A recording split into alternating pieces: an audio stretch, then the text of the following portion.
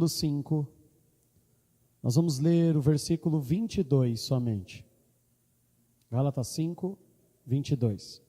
Eu não sei como é a tua versão, mas eu vou ler pelo menos as versões que eu conheço e para trazer maior esclarecimento aos irmãos. Gálatas 5, 22 diz assim: mas o fruto do Espírito Santo é o amor, a alegria, paz, longanimidade, benignidade, bondade, fé, mansidão e domínio próprio, ou talvez na sua Bíblia esteja temperança. Entenda algo, amados. Este fruto, ele é do Espírito Santo. Ou seja, ele só é existente, ele só vem ser, ele só é encontrado, só é notório naqueles em que o Espírito Santo do Senhor habita. O pastor Paulo falava agora aqui sobre a importância dessa relação que nós temos que ter com o Espírito Santo. E é através do Espírito Santo habitando em nossas vidas que podemos desfrutar destes elementos tão maravilhosos que verdadeiramente transforma e nós podemos ver. Jesus trouxe uma parábola, que é uma parábola sobre o granjear talentos. E ele fala que 3 homens receberam do seu Senhor uma quantidade de talentos específico, 1 a 5, 1 a 2 e 1 a 1.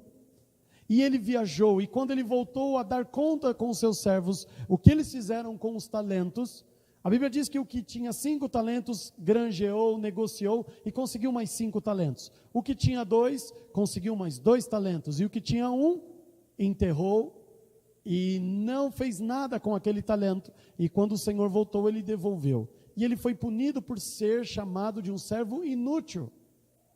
Mas preste atenção.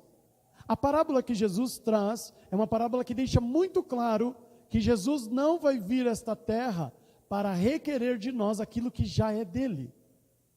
Aquela parábola dos talentos não é sobre ganhar almas para o Senhor. Nós já falamos disso já faz um tempo, de que nós, os seres humanos, não temos poder para ganhar almas para o Senhor. Temos até o costume de falar isso, mas nós não temos poder de convencer as pessoas do pecado, da justiça e do juízo. Este é um papel do Espírito Santo. Esta obrigação, esse fardo que muitas vezes as igrejas colocam sobre os ombros dos membros, de que você tem que ganhar almas para Cristo, isto não existe na Bíblia. Existe uma ordenança de ide. Nós temos que falar, nós temos que dar bom testemunho daquilo que temos vivido em Cristo. Mas se as pessoas vão chegar-se ao Senhor, se elas vão se arrepender, isto não é nosso papel. Porém, o Senhor diz que Ele nos confiou alguns talentos, e quando Ele voltar, Ele não vai voltar para falar se nós cuidamos muito bem desses talentos. Estes talentos, amados, da parábola de Jesus, são exatamente os frutos do Espírito. Você era uma pessoa que não dormia, tinha insônia, e o Senhor te deu paz. Você era uma pessoa que enfrentava muitos desafios e preocupações, e isso tirava totalmente a sua alegria. Você não entendia e compreendia o que era o amor genuíno. O teu ânimo era muito curto, você desanimava facilmente. E com o agir do Espírito, com o momento em que você recebe o Espírito Santo, tudo isso, estes frutos começam a ser uma realidade na sua vida. Você não é uma pessoa mais triste, você é uma pessoa que o teu ânimo não acaba facilmente, mas ele é estendido. Você enfrenta grandes aflições por muito tempo e resiste firme. E você fica muito feliz por essa transformação que está acontecendo na sua vida por intermédio do Espírito Santo. Mas lembre-se que isto não é o suficiente para apresentar diante do Senhor. Quando chegarmos diante do Senhor, falar: Senhor, eu era uma pessoa terrível, e o Senhor me transformou numa pessoa amável. Eu era uma pessoa atribulada, e hoje eu tenho paz.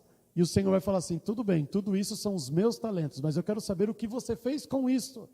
Eu te dei paz, e o que você levou às pessoas? Problemas? Tribulações? Você foi uma pedra no sapato das pessoas? Ou você foi uma pessoa que trouxe refrigério, conselhos, amor? Você juntou as pedras ao invés de espalhar? O que nós vamos apresentar ao Senhor é o que nós fizemos com estes frutos. Você era uma pessoa que tinha muito rancor, ódio, dificuldades de se relacionar, e eu te dei o meu amor, e isso mudou tudo. E você passou a compreender quão importante é amar o próximo. Ok, eu te dei do meu amor, mas o que você fez com ele? Você realmente amou o próximo?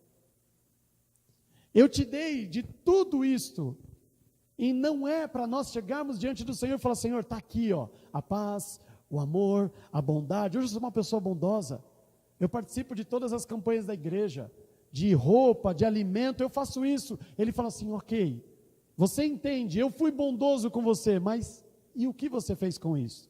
Se você não multiplicar isso, amados, se você não passar para frente isso, não ache que só pelo fato de você ter sido transformado para o Senhor, que isso é suficiente. O que o Senhor fez na sua vida, é o que você tem que fazer na vida do próximo. Como Paulo descreve em Coríntios 9, vós sois a minha obra no Senhor. É através da igreja, do próximo, que ele exercita a paz, que ele transfere amor, que a sua paciência, o seu ânimo é provado. E hoje nós vamos falar de apenas um destes frutos do Espírito que estão descritos aqui. Nós vamos falar sobre domínio próprio. O último, talvez da sua Bíblia esteja temperança. O que é o domínio próprio? Este último versículo, esse último item que a Bíblia coloca nesse versículo 22, é uma demonstração, amados, de algo que está cada vez mais escasso no mundo. Está cada vez mais raro no mundo encontrar pessoas com domínio próprio. Domínio próprio é você passar a ter as rédeas da sua vida. Não são as emoções que determinam as suas decisões. Não são as circunstâncias que estão à sua volta que determinam a sua reação. Não é nem mesmo a reação que as pessoas têm à sua volta que determina o que você faz. Não é porque você recebeu uma notícia ruim que você vai se entristecer. Não é porque você recebeu uma notícia boa que você vai se empolgar. Não é porque você está diante de uma situação complicada, complexa e desafiadora que isso vai mudar as suas convicções. Domínio próprio é você encarar situações muito adversas, amados, cada vez mais complexas, difíceis, complexas e difíceis de ser suportadas, e conseguir ser o mesmo em todo o tempo. É ter domínio próprio das emoções, das situações, independente do que acontece. Eu vou citar aqui 5 exemplos aos irmãos, bem claros e objetivos. Eu vou procurar ficar dentro de exemplos que os irmãos já conhecem. Nós não teríamos tempo hoje de ler todos esses textos, mas fica uma lição de casa para os irmãos. O primeiro exemplo que eu quero falar aqui com os irmãos sobre domínio próprio, e deixar muito claro qual foi o grande desafio dele. Nós vamos falar um pouco da vida de Noé. O grande desafio da vida de Noé foi ter domínio próprio contra o tempo. Porque o desafio na qual o Senhor o colocou foi um desafio provado através do tempo. Nós sabemos que Noé viveu muito mais do que nós vamos viver. Mas se você pegar proporcionalmente o tempo em que ele levou para construir a arca, é como se nós, que vamos viver aí 70, 80, talvez um pouco mais por saúde e robustez, é como se nós, amados, passássemos 25 anos da nossa vida trabalhando para construir a arca. Proporcionalmente foi esse tempo que Noé levou para construir a arca. Diante de uma situação totalmente improvável que nós sabemos. Nunca choveu. Para que um barco tão grande, se são só eu, os meus filhos e as noras e minha esposa? Ele não sabia o que estaria para acontecer. Ele não sabia sobre os animais. Ele não sabia sobre o tempo que ele teria que ficar dentro daquele lugar, nem as adversidades que ele teria dentro da arca. Por 1 ano e 10 dias ele ficou, amados, ali confinado naquele barco. O grande desafio de Noé não foi depois que ele estava dentro da arca e começou a chover. Ali ele começou a colher os frutos da sua obediência. O grande desafio de Noé foi o tempo da construção da arca, que foi de quase 100 anos. 100 anos para construir aquilo. O que Noé está, amados, em nenhum momento ele desanimou. Ele teve controle sobre as suas emoções. Ele teve controle sobre aquilo que ele ouvia. Talvez a zombaria daqueles povos em volta. Talvez a sua mulher, talvez os seus filhos, suas noras, questionando: mas você tem certeza que você ouviu isso? Porque Deus não ficou lembrando ele todas as manhãs. Deus não ficou lembrando ele todo ano. Tá certinho o que você está fazendo, viu? É isso mesmo. Deus falou com ele uma única vez e ele saiu a construir a arca. Do jeito dele, na maneira dele, seguindo a recomendação somente da madeira e da impermeabilização do betume. O resto foi tudo projeto dele. As medidas Deus deu, o tipo da madeira e como ele ia impermeabilizar. O resto era trabalho. O grande inimigo de Noé foi o tempo. E o domínio próprio é visto e conhecido através desse homem, por quê? Porque ele não desanimou em nenhum momento. Passavam-se os anos, as décadas, quase que uma vida inteira, e ele continuava firme no propósito. Domínio próprio é a capacidade de você enxergar este inimigo, que no caso de Noé era o tempo, e ele enfrentá-lo, sem desanimar, sem mudar o curso dos seus passos. Quando você começa a ler lá em Gênesis, amados, a partir do capítulo 6, quando o Senhor decide trazer a destruição sobre a terra e chama Noé, Noé então começa a trabalhar sem questionar, sem reclamar. E o seu maior inimigo é o tempo. E por muito tempo, porque você pode sair do culto hoje aqui motivado. É isso que eu vou fazer. Aí passa o tempo, os dias, as horas, chega a segunda-feira, chega a terça-feira, chegam os problemas. E aí o que acontece? Volta tudo de novo. Medo, preocupação, receio. O tempo, ele consegue, amados, destruir a sua confiança no Senhor. O domínio próprio é a capacidade de sempre estar resistindo aos seus inimigos. E no caso de Noé, o maior inimigo dele aqui é o tempo, porque demorou muito para ele conseguir concluir. E as pessoas mudam.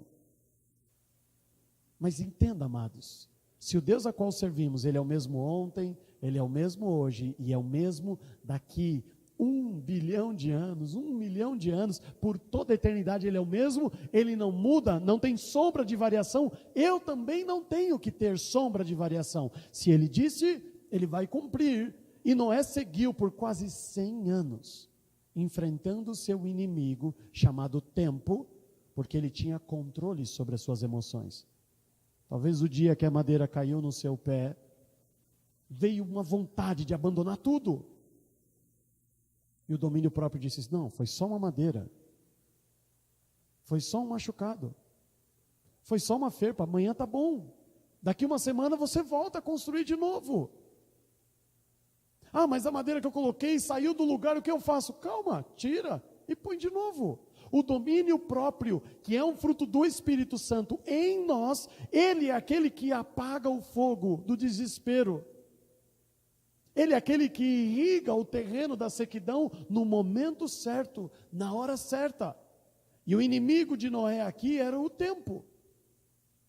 Se você abrir a tua Bíblia, não precisa, como eu disse aos irmãos, nós não vamos ter tempo de ler tudo, mas lá em 1 Samuel, a partir do capítulo 24, fica mais explícito. Mas se você observar lá no capítulo 18 já começa. Davi tem um inimigo. E o inimigo não é Saul. Nós temos o hábito e o costume de colocar as pessoas como nossos inimigos. O inimigo de Noé era o tempo. Porque o tempo podia fazer ele desanimar. Manter a sua chama acesa por quase 100 anos. É só com o fruto do domínio próprio em nós para manter a constância diante de um período tão grande. Um outro grande inimigo que começa a ser declaradamente explícito na vida de Davi, começa lá no capítulo 24, mas no 18 já começa a acontecer, mas no 24 fica explícito de 1 Samuel. Não é Saul, é a injustiça. Ele dava vida por Saul. ele amava aquele rei, ele lutava por ele, ele muitas vezes correu risco de vida para destruir, indo morar dentro da cidade inimiga de Saul, sendo ele conhecido como um guerreiro de Saul, ele corria o risco de vida para combater os inimigos de um rei que odiava ele, e que ele nunca fez nada contra ele, que se ainda a coroa estava na cabeça de Saul, foi porque ele enfrentou Golias, foi porque ele enfrentou os filisteus, ele lutava por um rei, ele defendia um rei, ele fazia tudo por aquele homem, e aquele homem desejava matar ele desesperadamente, sem motivo algum. O maior desafio de Davi, amados, não era Saul, era lidar todos os dias com essa injustiça. Senhor, eu faço tudo por esse homem, eu dou a minha vida por ele, e se o Senhor me ordenar, eu vou à frente dele, e eu dou total liberdade para ele enfiar a espada em mim e me matar. Eu faço tudo por ele, e ele continua desejando a minha morte.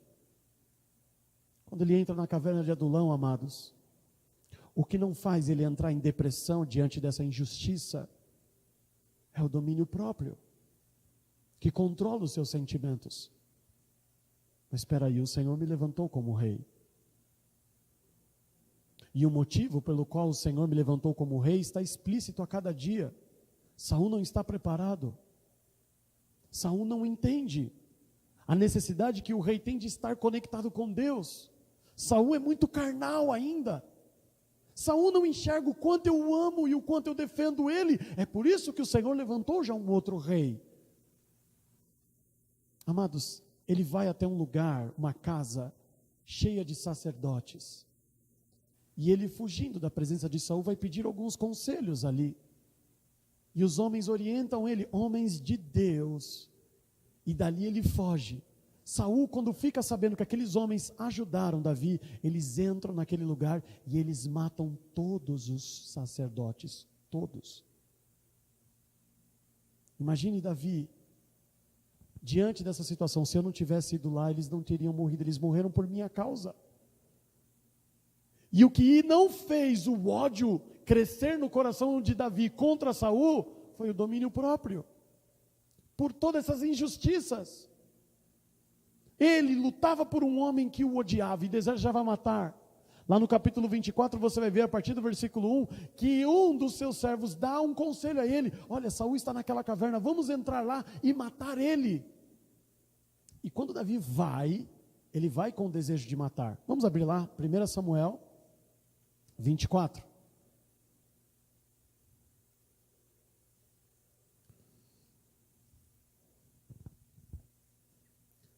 Primeira Samuel 24. Nós vamos começar a ler a partir do versículo 1.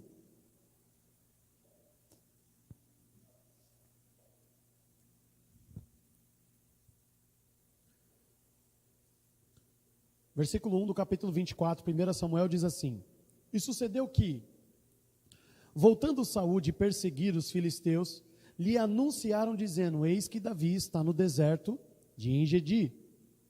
Então tomou Saul 3.000 homens, escolhido dentre todo o Israel, e foi à busca de Davi e dos seus homens, até os cumes das penhas e das cabras monteses. E chegou a uns currais de ovelha no caminho, onde estava uma caverna, e entrou nela Saul e cobriu os seus pés, e Davi e os seus homens estavam aos lados da caverna, bem perto. 4.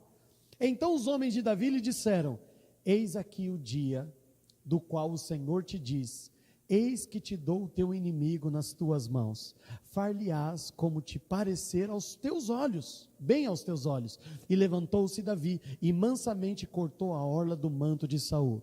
Sucedeu, porém, que depois, presta atenção, que depois o coração doeu a Davi, por ter cortado a orla do manto de Saul, e disse aos seus homens: O Senhor me guarde de que eu faça tal coisa ao meu Senhor, ao ungido do Senhor, estendendo eu a minha mão contra ele, pois é o ungido do Senhor. Saul levanta um exército de 3.000 homens para ir atrás de Davi e matar ele. Ele repousa numa caverna e Davi e os seus homens estão ao lado dessa caverna. E sempre vão ter pessoas para te dar conselhos ruins. Pode ficar tranquilo que você sempre vai ter pessoas à sua volta para te dar conselhos ruins. Davi, você não está percebendo os sinais? Você não está percebendo o que está acontecendo? Deus está te dando um recado. Está até profetizando aqui na vida de Davi. Hoje é o dia que o Senhor preparou para você vingar essa injustiça. O que Ele fez com os sacerdotes. O que Ele tem feito com você. Você hoje anda como um andarilho perdido de cidade em cidade, sem poder ver a sua família, sem poder ver sua esposa, sem poder estar junto com os seus, tendo que andar em terras estranhas com os seus inimigos, correndo o risco de morte. O Senhor está dando hoje o livramento para você. E Davi entra na caverna com esse pensamento. Mas o domínio próprio é o que acalma o coração dele. Ele cortou um pedaço do vestido, um pedaço. Isso foi suficiente para ele se desmanchar diante dos homens, ele dizendo assim: amados, eu não vou fazer isso. Eu nunca vou contra alguém que foi ungido pelo Senhor. Diante de uma situação tão injusta, ele tem tudo para fazer justiça com as próprias mãos. E o domínio próprio é o que acalma aquele coração. E faz com que ele, diante de tantas injustiças, ele então resista firme a isso. Não sei quais são os desafios e os problemas que hoje você enfrenta e o que você ainda vai enfrentar. Nós não temos controle sobre o futuro. Pode ser injustiças. Pode ser algo que você está esperando e o inimigo declarado é o tempo. O que mantém-nos, amados, olhando para o Senhor é a temperança. É o domínio próprio. É ter o controle dessas coisas. Não é a carne mais. Não é a vontade da carne. Quando você abre lá em Daniel capítulo 3, você vê um inimigo declarado sendo colocado diante daqueles 3 jovens. A morte. Quem não se curvar diante da estátua de Nabucodonosor vai morrer. Eles não conversam entre eles. E aí, o que você acha? Ah, não sei. Morrer, né? Logo agora. Pô, a gente ainda é jovem. Será que Deus vai ligar? Não existe essa conversa. É claro que nós não vamos nos curvar. E ao tocar a trombeta, todos os povos se curvam ante aquela estátua. E o inimigo daqueles jovens é a morte, porque ela é certa. Se você não se curvar, você vai morrer. E pronto, não tem como fugir. E eles não se curvam. Nabucodonosor, então, irado, se levanta contra eles e eles fazem uma declaração maravilhosa no capítulo 3. Olha, o nosso Deus, Ele tem poder para nos livrar dessa fornalha. Mas se Ele não quer nos livrar, não tem problema. Idolatria não vai existir em nós. Você não vai encontrar isso. Pode nos matar. A resposta desses jovens é uma resposta que nós devemos compreender hoje. Desculpa, amados, não fique ofendido por isso. Deus abriu o Mar Vermelho? Abriu. Andou sobre as águas? Andou. E a gente louva, tem cântico que fala isso, né? Vou andar por sobre as águas. Mas e com Paulo? O mar não abriu e nem sobre as águas ele andou. Ele teve que nadar para não morrer afogado. Não ache que o Senhor vai fazer do jeito que você acha. Do jeito que você pensa. E pode ser que você, conseguindo chegar na praia, ainda tem uma serpente te esperando para te picar. O domínio próprio não fez com que Paulo ficasse indignado. Pô, peraí, é naufrágio, é prisão, aí sobreviva tudo isso. Não posso fugir. Cheguei na praia, ainda tem que esperar todo mundo chegar aqui para me prender de novo. Ainda vem essa cobra. O domínio próprio, amados, é o que controla as emoções. É o que faz você não se desesperar ou desacreditar, nem diante da morte, como esses 3 jovens no capítulo 3 de Daniel. A morte é certa. Olha a preocupação deles. O meu Deus tem poder para me livrar disso. Fica sabendo, viu? E se Ele não quiser também, se chegou a nossa hora, tá bom. Cadê o desespero? Cadê a angústia? E não estão diante de um problema de não ter o dinheiro para pagar a conta, amados. Eles estão diante da morte. A fornalha é aquecida 7 vezes mais, ao ponto dos homens que estão alimentando ela morrerem queimados. E eles não estão preocupados com isso. Domínio próprio. Isto é algo que o Espírito Santo nos concede. Daniel, no capítulo 1, nesse mesmo livro, ele junto com os seus amigos demonstra o que é ter poder sobre a carne. A fome. Está lá a carne, está lá o peru, está lá aquele banquete, e ele fala assim, não, nós vamos viver de salada e água. É só isso que a gente vai comer, salada e água. Diante da fome, do desejo da carne, do controle da gula, o domínio próprio reina.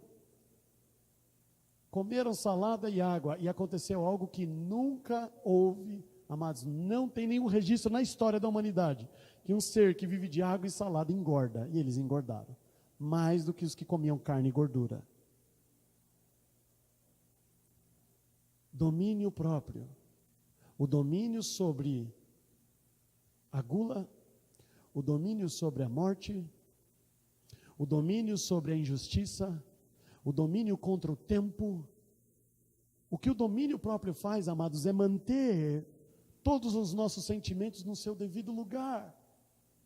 É ter o controle diante das situações mais absurdas e adversas. Olhe para a vida de Jó.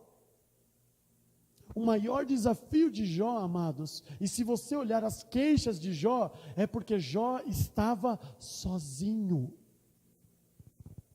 Ele não tinha filhos para poder compartilhar. Seus amigos o abandonaram, sua esposa o abandonou, nem saúde ele tinha. Suas posses, ele perdeu tudo e ele se encontrou sozinho. Numa completa e terrível e profunda solidão ele estava. Sozinho, com chagas, passando fome, não tendo onde dormir, abandonado por tudo. E todos. E ele acreditava que nem Deus estava com ele. E o Senhor não tratou o Jó como muitas vezes nós queremos que ele nos trate. Oh, meu filho, coitadinho, vem aqui. Senta aqui no meu colo. Olha, eu estou com você no dia da tua aflição. Deus ainda, amados, trata Jó colocando ele contra a parede, falando, quem é você? Onde você estava quando eu determinava toda a criação do universo? Onde você estava quando eu estava contando quantos grãos de areia existiriam nas praias no mundo? Onde você estava quando eu definia exatamente a localização de cada uma das estrelas e o nome delas? Onde você estava? O Senhor não faz aquilo que nós muitas vezes queremos. A gente quer mimo. O mimo estraga. O Senhor olha para ele e fala assim, por que você está desesperado? Por que você está angustiado? Por que você está triste? Porque você está se sentindo sozinho? Olha quem cuida de você, a quem você serve. E Deus começa a mostrar a sua grandiosidade. E lá no capítulo 42, como já falamos aqui um dia, o Senhor começa, então, a abrir os olhos de Jó para ele compreender o real sentido das coisas. Ele fala, Senhor, me perdoa. Tudo que eu falei foi besteira. Eu não entendo. Eu não compreendo os teus preceitos. Eu sou muito pequeno. Mas agora eu estou começando a entender e conhecer quem tu és. Amados, o que mantém o equilíbrio e não faz nós nos desesperarmos e perder a cabeça e nos aprofundar e mergulhar na incredulidade é o domínio próprio. É ter as rédeas. E isto não é possível por sua capacidade. Isto não é possível porque você se dedicou, porque você... Isso só é possível com o intermédio do Espírito Santo, porque isso é um fruto dele. E ao invés de estarmos pedindo posses, dinheiro, nós deveríamos estar pedindo a ele este fruto. Ele é tão importante, amados, como qualquer outro desejo que você possa querer e ter. Porque o domínio próprio é o que nos faz, amados, ter o controle diante das situações mais terríveis. Aquela mãe que acabou de perder o seu filho. E as pessoas encontram pelo caminho, ela fala assim, tudo vai bem. Por quê? Ela não tinha motivos para se queixar, para chorar, para desabafar? Tinha. Mas ela vai fazer isso com quem? Com quem não pode resolver o problema dela? Ela falou, não, a hora que chegar no lugar certo, com a pessoa certa, eu vou abrir tudo que é necessário. Eu vou abrir a minha vida. E nós, amados, abrimos nossa vida para todo mundo. Contamos a nossa vida para todo mundo. Tudo, os nossos sonhos, seus projetos, seus problemas, seus desafios, tudo. E aquela mulher tinha domínio próprio. O coração dela estava estraçalhado, tomado por angústia. Seu filho acabou de morrer. E ela, no caminho até o profeta, ela demonstra este fruto tão precioso do Espírito Santo em nossas vidas. Controle. Quando eu chegar diante dele, aí eu vou desabafar. Ela chega diante do profeta, ela... Eu não pedi. Eu não tinha condições de ter. Aí o Senhor vem e se mete na minha vida. E me dá essa alegria, que é ter uma herança para me cuidar. E agora eu tenho que sofrer, porque ele morreu. Por que você fez isso? Eu não pedi. E ela tem razão. Ela nunca pediu isso. Aí ele se intromete, agora vai resolver. Se vira. O profeta, tá bom, vai lá, ora, o menino ressuscita e a alegria volta. Não saiu chorando pela rua, contando para todo mundo o seu problema. Mas para quem poderia intervir? Este controle, amados, é o domínio próprio. No momento certo, para quem pode resolver. Vamos abrir as nossas Bíblias, nós estávamos em Gálatas aí, né? Folha um pouquinho em Efésios, vamos até o capítulo 5. Efésios 5.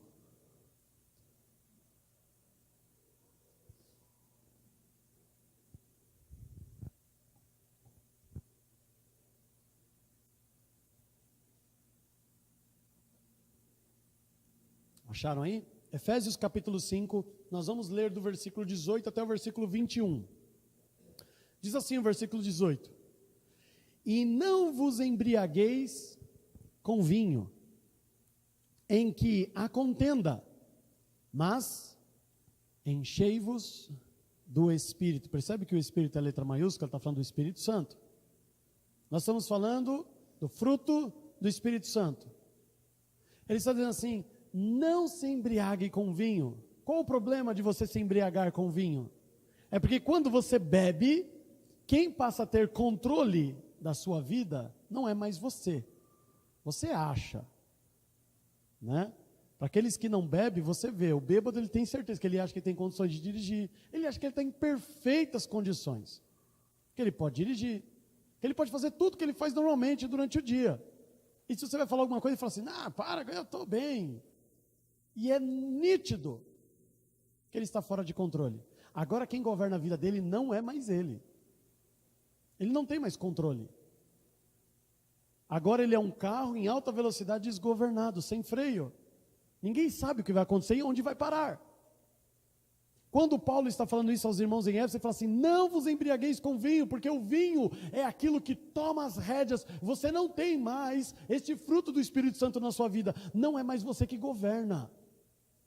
Se alguém falar alguma coisa para você, amados, eu vi isso muitas vezes. Pode até parecer engraçado, mas é terrível. Às vezes você está querendo ajudar uma pessoa embriagada. E ele se ofende com alguma coisa que você fala. Porque ele entende do jeito que ele quer, tudo errado. Ele empurra, ele fala, por que você está fazendo isso? Eu estou querendo te ajudar. Aí você começa a ter... Ele nem sabe o que está acontecendo. Ele não tem ideia. Mas ele acha que está com as rédeas da situação e o controle. É isso que a droga faz, amados. Você perde o controle. Você não tem mais as rédeas. Não existe domínio próprio. Não é você mais que determina o que faz, o que fala e como faz. Depois vem o arrependimento no outro dia. Então não se embriague com vinho. Se você tem que se embriagar, que seja com o Espírito Santo, para você também não se meter. Agora é Ele que vai governar. O domínio próprio é um fruto que Ele produz, não é a sua capacidade. Não, eu não preciso ter o Espírito Santo para ter domínio próprio. Tolo.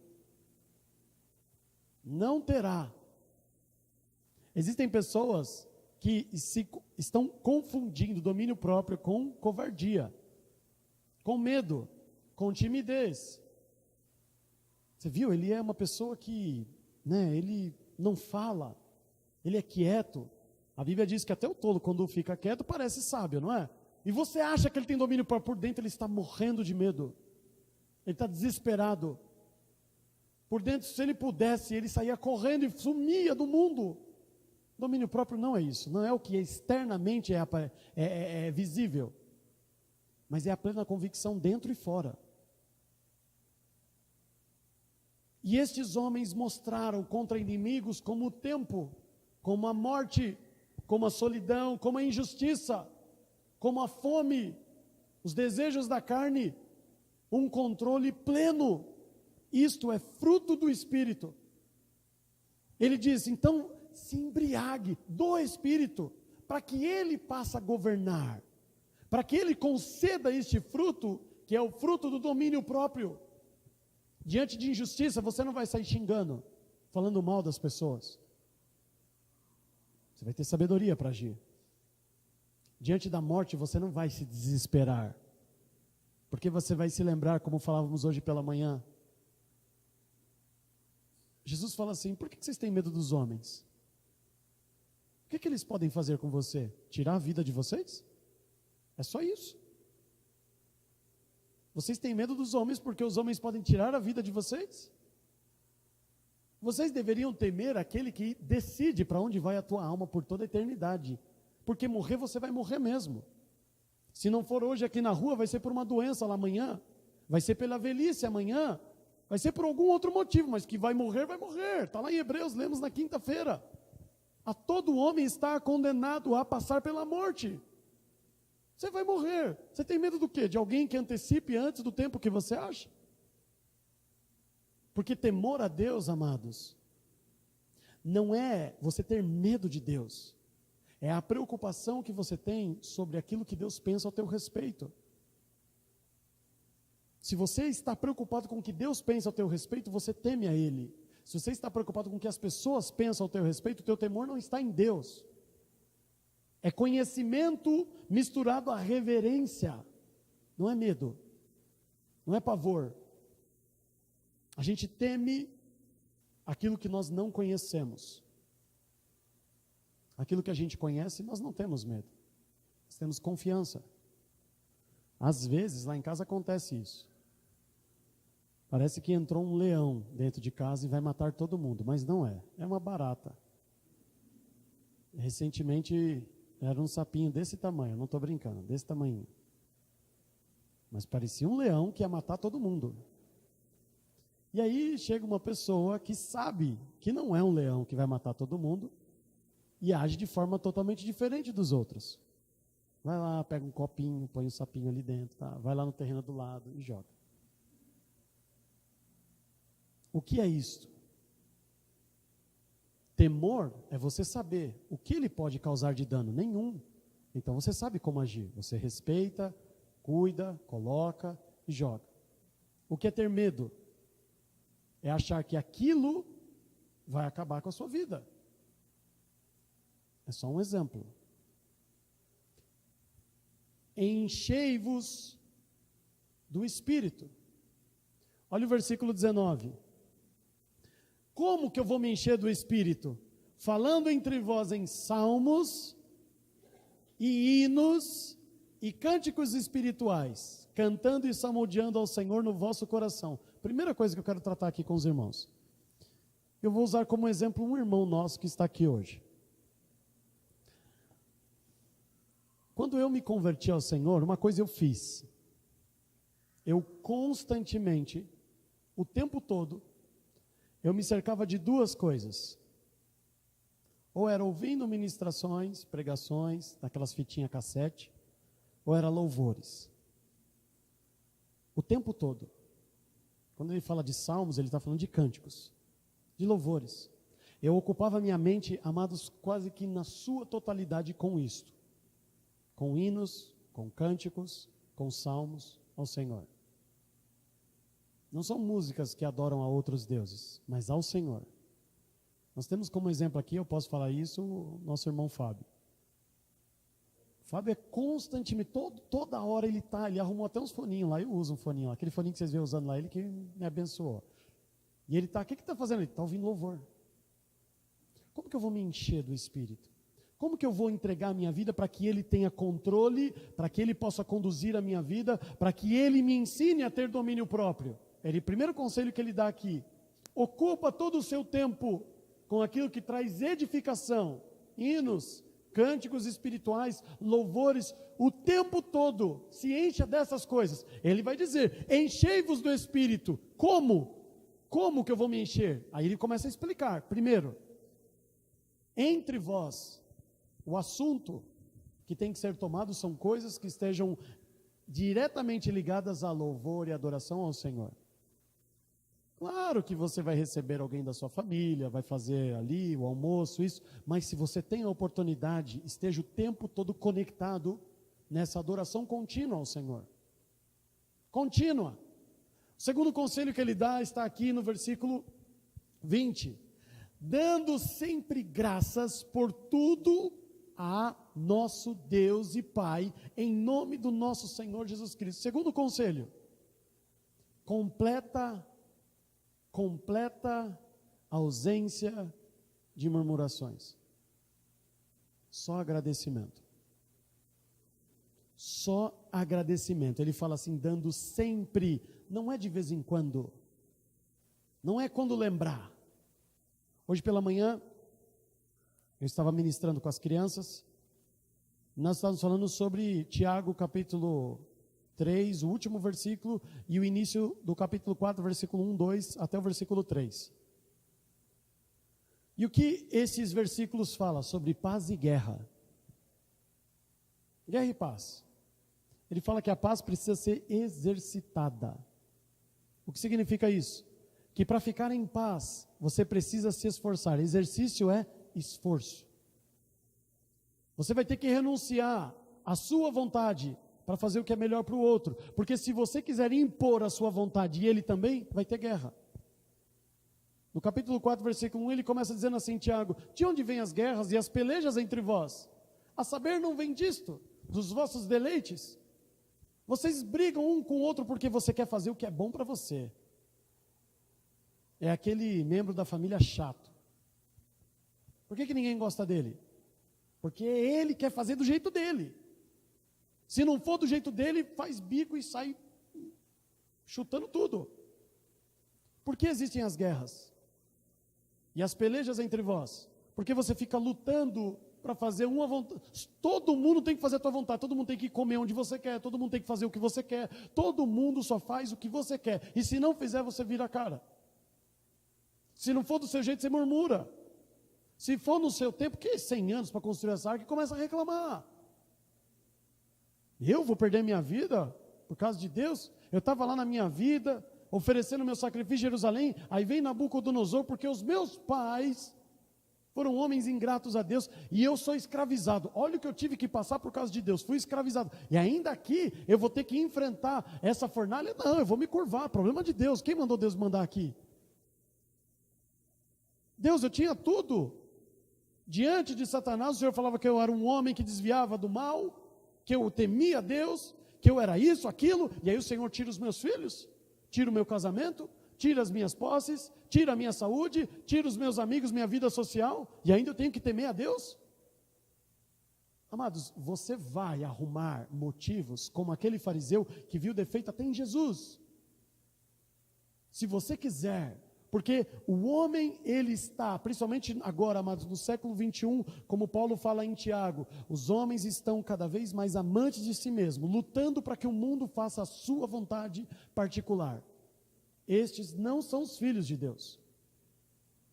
Ele fala, como é que você vai se encher do Espírito para que Ele te conceda o domínio próprio? Primeiro, vai se ocupar em louvar e adorar ao Senhor. Faça este voto ao Senhor, faça esse desafio. Depois ele diz o quê? Como? Você vai parar de murmurar, de reclamar, de ficar lutando para impor a sua vontade, e que todo mundo tem que fazer o que você quer, senão você vira a cara. Se não for do seu jeito, não presta. Se não for do seu jeito, não está bom. E você vai fazer o quê? Começar a dar graças a Deus por tudo. Você vai ver como a paz passa a reinar.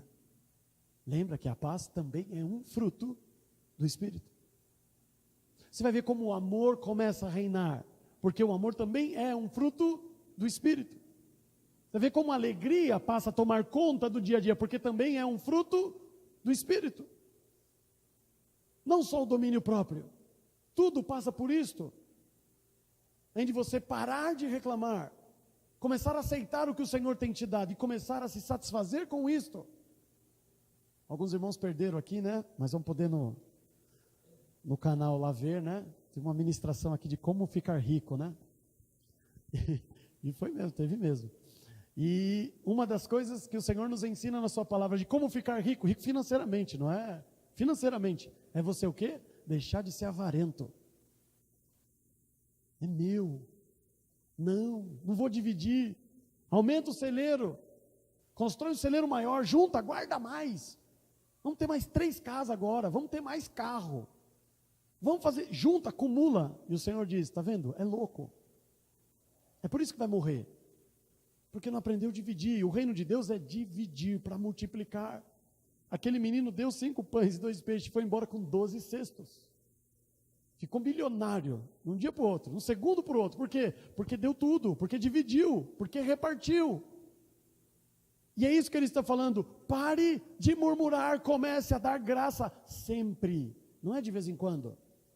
Não é no Natal. Sempre. Arranca a murmuração do nosso dicionário, amados.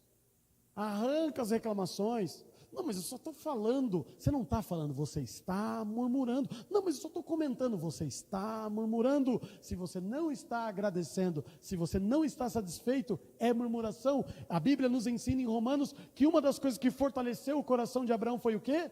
Ele dava glórias a Deus todos os dias. E a Bíblia diz que foi isto que fortaleceu o coração dele para enfrentar 25 anos de espera. Porque ele glorificava a Deus todos os dias. Porque ele agradecia a Deus todos os dias. Aí ele termina, e o terceiro conselho dele é o quê?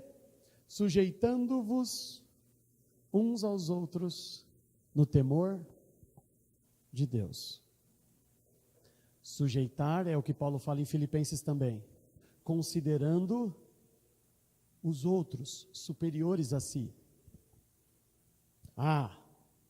Tem coisa que eu não aguento. Sabe como que eu aprendi essa palavra, amados? O que é sujeição ao próximo? Considerando todos superiores a si. Uma vez eu estava falando isso ao Senhor numa oração. Porque Deus estava me cobrando isso. Por que você não consegue se sujeitar? Por que você não consegue fechar a boca diante desta pessoa? Era uma pessoa em específico. Por que você não engole? Aí eu falei assim, Deus, porque eu não consigo. Ele disse, mentiroso. O teu chefe é muito pior do que ele. O teu chefe te humilha na frente de todo mundo. O teu chefe grita com você. O teu chefe, ele te faz passar vergonha na frente de dezenas de pessoas. E sabe o que você faz? Você abaixa a cabeça e sai quietinho. Por que você consegue com ele? Porque eu preciso. Porque eu preciso do meu emprego para pagar as minhas contas. O dia que eu não precisar, eu vou responder ele. Sou sincero. O problema é que nós não vemos a necessidade no próximo. Eu não preciso dele. Ele não é importante para mim. Ele não tem nada do que eu preciso. Ele tem, amados, exatamente o que nós precisamos. Porque o Senhor fala que se nós não conseguimos amar o próximo que nós vemos, nós não amamos a Deus. Você pode até achar, até falar que você ama a Deus, é mentira. A Bíblia diz que é mentira. Se você não consegue amar alguém que você vê, alguém que você sabe que Jesus veio lá do céu para morrer por aquela vida, e você não consegue amar ele, não acha que você está amando a Deus. É engano. Fala, se você consegue se sujeitar a esse homem que te humilha, por que com aquele outro que faz muito menos, faz 1% do que ele faz, você não aceita? Você não leva desaforo para casa. Você peita, você briga, você discute. Se pudesse sair até na mão com ele. Ele diz assim, você quer se encher do Espírito? Quer ter domínio próprio? Quer ter paz, amor? Quer ser uma pessoa muito melhor do que você tem sido? Ele diz em primeiro lugar, se ocupa em ser amados, aquilo que o Senhor nos levantou, um instrumento de adoração ao Senhor. Enche de louvor, hinos, cânticos, na comunhão, no tempo todo. Segundo, para de murmurar, comece só a agradecer o Senhor. E terceiro, não se sobreponha às pessoas. Não considere as pessoas maiores que você, menores, que você. Não pise nas pessoas. Não condene eles, não julgue eles, não menospreze as pessoas, mesmo que eles sejam mais pobres que você, mesmo que eles não tenham alcançado o que você alcançou, mesmo que eles ainda não compreenderam que eles precisam se humilhar. O ensinamento é para nós. Ele diz o quê? Sujeitai-vos uns aos outros no temor de Deus. Por quê? Ele não está dizendo que você tem que se sujeitar porque essas pessoas precisam que você faça isso. Isso é temer a Deus. O que é temor a Deus? Eu já falei. Temor a Deus é você estar preocupado com o que Deus pensa ao seu respeito. Se eu me sujeito às pessoas, é porque eu estou preocupado com o que Deus pensa ao meu respeito. É o credor incompassivo. Ele me perdoou uma dívida muito maior do que essas pessoas têm contra mim. Por que eu não vou perdoar elas? É pensando no que Deus fez por mim, é pensando em como Ele está olhando a minha vida. Isto é temer a Deus. Então, quando eu me sujeito ao Senhor, é temor ao Senhor. É o princípio da sabedoria. De brinde, vem algo que não é fruto do Espírito. Sabedoria. Amados, o domínio próprio é o que mantém a temperatura controlada dos nossos ânimos, das nossas convicções.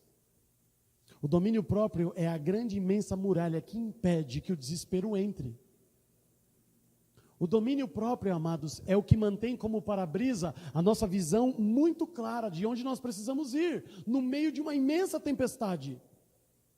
É o domínio próprio que retém firme as rédeas da situação e o controle, sem se desesperar diante da injustiça, diante da morte, diante do tempo e de tantas outras coisas. Só que o domínio próprio é um fruto do Espírito, você não compra na venda da esquina. Não existe nenhum livro de autoajuda que vai te ensinar a isso, por mais que você queira, você não vai adquirir. Isso é um fruto que provém só do Espírito Santo. Você tem que ter ele. E para se encher do Espírito Santo, para adquirir domínio próprio, está aqui os 3 conselhos. Arranca a murmuração da sua boca, do seu dicionário. Que dos nossos lábios, amados, possamos ouvir somente louvor e adoração ao Senhor. E vamos aprender a nos sujeitar uns aos outros. Considerar sempre o nosso próximo superior a nós. Toda vez que você está julgando alguém é porque você se fez juiz, e juiz é uma autoridade maior do que todos que o cercam. Então você não é mais servo, você agora é juiz. Isso não é sujeitar. Você nunca vai adquirir sabedoria e nem os frutos do Espírito vai ser uma realidade na sua vida. E Deus resiste ao soberbo, eu tenho falado aqui. Ele resiste, mas Ele dá graça ao humilde. Amém?